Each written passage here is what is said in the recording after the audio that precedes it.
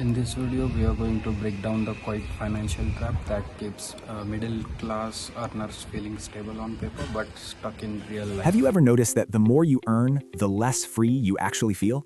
You get the promotion, the salary increases, maybe you move into a better apartment, upgrade your car, start traveling a bit more. And yet, the financial pressure doesn't disappear, it just changes shape. Let's take a realistic example. Imagine someone in the United States earning $85,000 a year. After federal, state taxes, and payroll deductions, they're left with roughly $5,000 per month. Sounds comfortable. Now, subtract the basics. Rent or mortgage, $2,000. Car payment and insurance, $750. Student loans, $400. Groceries and utilities, $700. Health insurance or medical costs, $300. Subscriptions, phone, and internet, $250. We're already at $4,400. That leaves $600. And that's before eating out, birthdays, weekend trips, weddings, small emergencies, or just wanting to feel like your income reflects your effort. Now, imagine a similar scenario in Western Europe. Lower healthcare costs, yes, but higher income taxes, smaller apartments, expensive fuel, rising rents in cities like Berlin, London, or Amsterdam. The math changes slightly. The pressure doesn't. Here's the trap. Most middle-class earners don't struggle because they're irresponsible. They struggle because every income increase is followed by a lifestyle adjustment.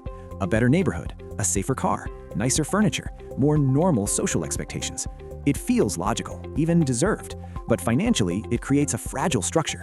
If that $85,000 earner increases their spending by just $1,000 per month after a raise, that's $12,000 per year. Invested instead at a modest 7% annual return over 20 years, that $12,000 yearly difference becomes roughly $500,000, $500,000.